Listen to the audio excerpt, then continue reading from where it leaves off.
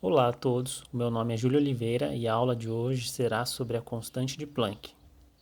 A constante de Planck é uma das principais constantes da física, assim como, por exemplo, outras constantes, como a velocidade da luz no vácuo, a constante da gravitação universal, a constante de Boltzmann e a constante de permissividade elétrica no vácuo. A descoberta dessa constante foi fundamental para o surgimento da física quântica. Por isso, é importante buscar entender um pouco a respeito do contexto do seu surgimento. Até meados do século XIX, muitos cientistas, como por exemplo o Lord Kelvin, acreditavam que após o estabelecimento da mecânica clássica, com a publicação do Principia de Newton e do firmamento do eletromagnetismo de Maxwell, a física estava praticamente finalizada, restando apenas resolver alguns pequenos problemas.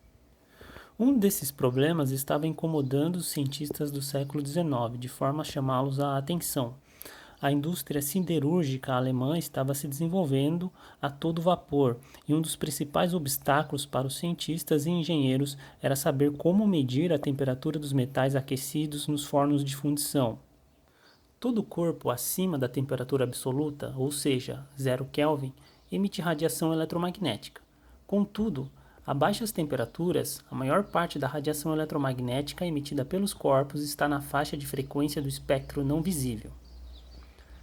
Uma das perguntas dos engenheiros e físicos da época era: como desenvolver algum tipo de medidor de temperatura com base na radiação se o modelo teórico para a radiação emitida por um corpo aquecido não se comporta de acordo com os dados obtidos de forma experimental?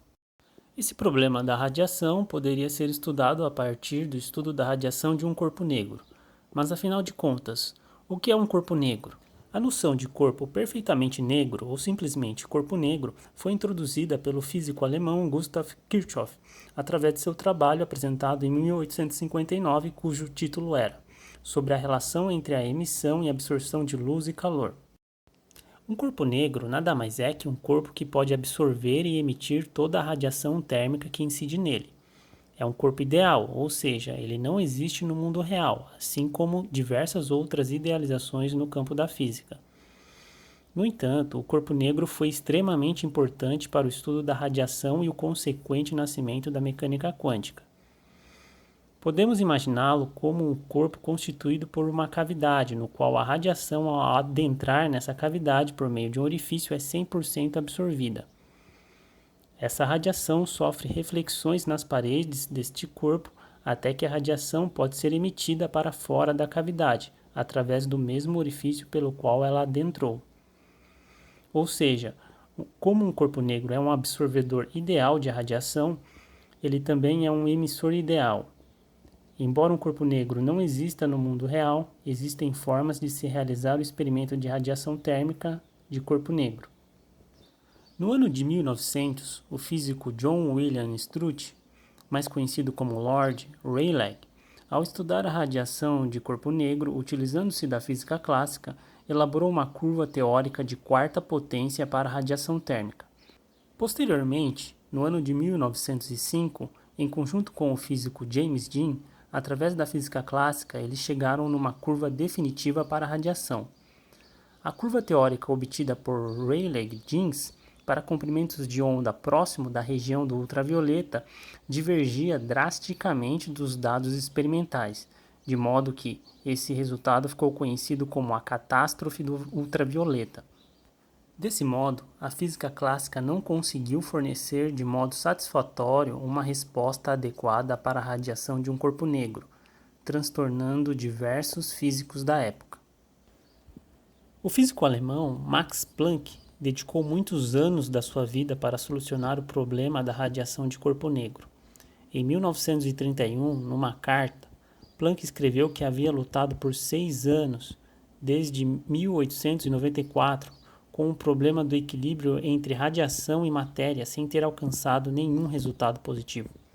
Até que numa reunião da Sociedade Alemã de Física, em 14 de dezembro de 1900, Max Planck apresentou seu artigo intitulado Sobre a teoria da lei de distribuição de energia do espectro normal. Entende-se aqui espectro normal como corpo negro.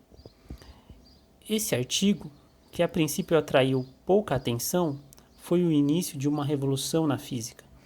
A data de sua apresentação é considerada por muitos como sendo o nascimento da mecânica quântica.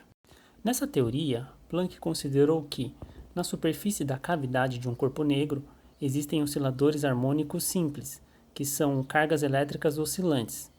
Essas cargas elétricas, ao interagirem com a radiação, só podem emitir determinados valores discretos de energia E. Esses valores de energia emitidos de forma discreta são dados pela expressão E igual NhNi. Nessa expressão, N é um número inteiro, denominado número quântico, H é uma constante que recebeu o nome de constante de Planck e Ni é a frequência do oscilador. Para cada valor de N, o oscilador está em um estado quântico definido. Assim, no estado quântico de N igual a 1, sua energia é igual a Hni. No estado quântico N igual a 2, sua energia é 2Hni, e assim sucessivamente. Isso significa que a energia é quantizada, ou seja, só pode ter valores determinados, no caso, múltiplos inteiros de Ni. Lembrando-se que o termo quanta foi dado por Einstein somente depois da teoria de Planck. Essa teoria, de fato, contraria totalmente a física clássica, segundo a qual um determinado oscilador harmônico simples pode emitir qualquer quantidade de energia, e além disso, essa energia não depende da frequência, mas apenas da amplitude de suas oscilações. Em sua teoria, Planck também considerou que os osciladores existentes na superfície do corpo só podem emitir ou absorver energia quando passam de um estado quântico para outro. É necessário destacar que, apesar de ser o criador da teoria dos quanta, Planck nunca propôs que as radiações eletromagnéticas se propagassem na forma de porções discretas de energia quanta. No processo de propagação da radiação eletromagnética, ele continuava acreditando e defendendo o modelo ondulatório fornecido pela física clássica. Ou seja, para Planck, a quantização da energia só ocorria nas cavidades do corpo negro. Einstein mostraria posteriormente que Planck estava errado, pois, segundo ele, a energia irradiada era quantizada em qualquer situação. Posteriormente, mostrou-se que Einstein estava correto. Planck fez uma série de tentativas matemáticas arbitrárias para chegar na equação da densidade de energia irradiada por um corpo negro, até que ele chega na equação que descreve a densidade de energia irradiada por um corpo negro. Essa equação descreve de modo satisfatório os dados experimentais obtidos. Segundo o próprio Planck, a constante H foi mais um artifício matemático para conseguir ajustar o comportamento da equação com os dados experimentais. Anos mais tarde, numa carta, Planck disse que a utilização desse artifício matemático foi um ato de desespero e que ele havia a todo custo tentado encaixar a sua constante H na física clássica. Na época, Planck obteve para a constante H o número de 6,57 vezes 10 elevado a menos 34 joules vezes segundo. Atualmente, através da realização de experimentos com alta precisão, nós sabemos que o valor da constante H difere muito pouco do valor encontrado por Planck, sendo este valor de aproximadamente 6,626 vezes 10 elevado a menos 34 joules vezes segundo. Segundo o físico, filósofo e historiador da ciência brasileiro, Dr. Roberto Martins, a letra H utilizada para nomear a constante de Planck pode ter tido origem na palavra alemã Hullraum, que traduzindo-se para o português tem o significado de cavidade. Eu vou mostrar agora um experimento educacional muito simples e de baixo custo para se determinar a constante de Planck. Esse experimento pode ser simulado por meio de um simulador bastante intuitivo elaborado por uma universidade indiana. Através do link abaixo é possível acessar o simulador. Esse experimento é formado por um circuito constituído por uma fonte de tensão contínua, um potenciômetro ou resistor variável, um voltímetro, um resistor, um LED e um amperímetro. Esse circuito funciona da seguinte forma: uma fonte de tensão contínua fornece uma diferença de potencial para o potenciômetro ou resistor variável E por meio desse resistor variável, você consegue controlar a corrente elétrica que vai ser fornecida para o LED. Durante a realização do experimento, ao controlar o meu resistor variável, eu preciso notar se o LED começou a emitir luz. Caso ele comece a emitir luz, significa que há uma corrente apontada pelo amperímetro. Quando a corrente elétrica apontada no amperímetro for próxima de zero, eu terei que ler qual é a tensão apontada no voltímetro. Essa tensão é conhecida como a tensão de corte, que é a mínima tensão necessária para que o LED comece a emitir luz. Com essa tensão de corte, a energia dos fótons emitidos é máxima. Desse modo, sabendo se a tensão de corte do LED e o comprimento de onda da luz desse LED, que pode ser fornecido pelo fabricante ou através de um experimento de espectroscopia, nós podemos determinar a constante de Planck.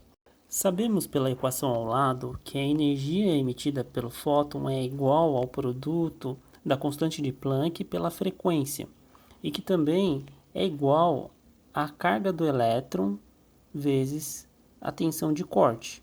A equação 2 nos diz que a frequência do fóton emitida é igual à velocidade da luz sobre o comprimento de onda.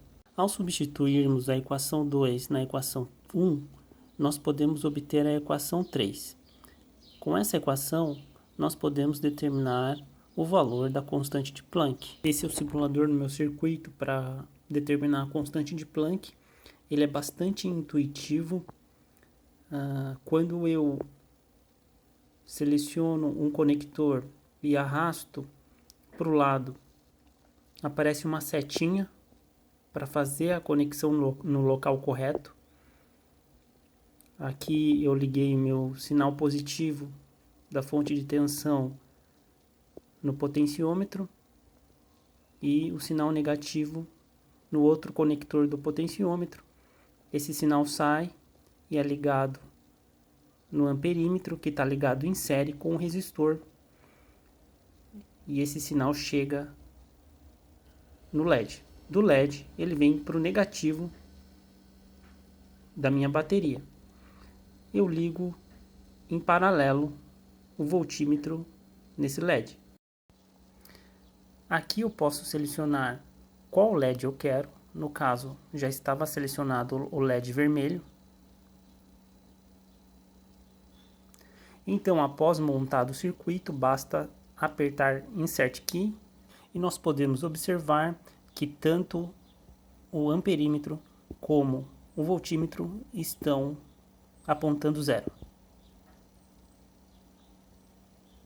Ao alterar a resistência do potenciômetro, nós podemos observar que a tensão aplicada no LED está variando. Eu devo variar o potenciômetro até o momento em que o LED começa a emitir luz. Devo ajustar o potenciômetro para que a corrente seja mínima e o LED acenda. Essa é a minha tensão de corte apontada no voltímetro. Ao assinalar a caixinha de resultado, eu posso mostrar o resultado da constante de Planck obtido nesse experimento. Caso eu queira omitir este resultado, basta clicar na seta de resultado e eu posso omitir este valor. Ao clicar em Reset, eu posso apagar o circuito construído. Uma pergunta interessante que poderia ser feita é: como seria o mundo se a constante de Planck fosse diferente? A constante de Planck governa o mundo microscópico e, consequentemente, impacta no mundo macroscópico. Desse modo, essa é uma questão extremamente complexa e não existe uma resposta trivial para essa pergunta. Para facilitar a sugestão de respostas a essa pergunta, um físico taiwanês publicou um artigo no Jornal Europeu de Física. Nesse artigo, chamado Como a constante de Planck influencia o mundo macroscópico, o cientista faz uma série de cálculos baseado no dobramento do valor da constante de Planck. Esse cientista taiwanês, ao escrever esse livro, foi muito influenciado pelo livro de New World of Mr. Tompkins, Um dos autores desse livro é George Gamow, que foi o criador da teoria do Big Bang. Neste livro, os autores fazem uma série de sugestões de como o mundo seria diferente caso algumas constantes da física tivessem os seus valores alterados. Dentre os vários cálculos realizados pelo físico no artigo, ele utilizou o modelo do raio do átomo de Bohr para calcular o quanto seria o raio do átomo de hidrogênio. Se a constante de Planck dobrar de valor, o raio do átomo de Bohr quadruplicaria. Como a maior parte da massa do Sol é formada pelo átomo de hidrogênio, alguns parâmetros do Sol mudariam. A massa do Sol permaneceria constante devido ao princípio de conservação de massas. O raio do Sol quadruplicaria de valor. A superfície do Sol aumentaria em 16 vezes. Como a energia do fóton é diretamente proporcional à constante de Planck, a energia de cada fóton emitido do Sol para o planeta Terra seria o dobro. Desse modo, tudo mudaria. O planeta Terra, por exemplo, teria um outro clima. Os nossos corpos seriam diferentes, pois o raio dos átomos seriam diferentes. Enfim, essa é uma questão que pode sugerir inúmeras respostas. Considerações finais. Embora Planck tenha cometido alguns erros, isso não ofusca sua fundamental importância para o nascimento da física quântica. Isso pode nos mostrar que mesmo um grande cientista como Max Planck cometeu erros e que a descoberta da constante que leva o seu nome foi o fruto de um longo trabalho árduo que teve inúmeras tentativas e durou vários anos. A história da descoberta da constante de Planck é extremamente rica e nos fornece uma ideia bastante significativa de como muitas das descobertas científicas ocorrem. Obrigado a todos, e essas são as referências bibliográficas utilizadas na elaboração desta aula.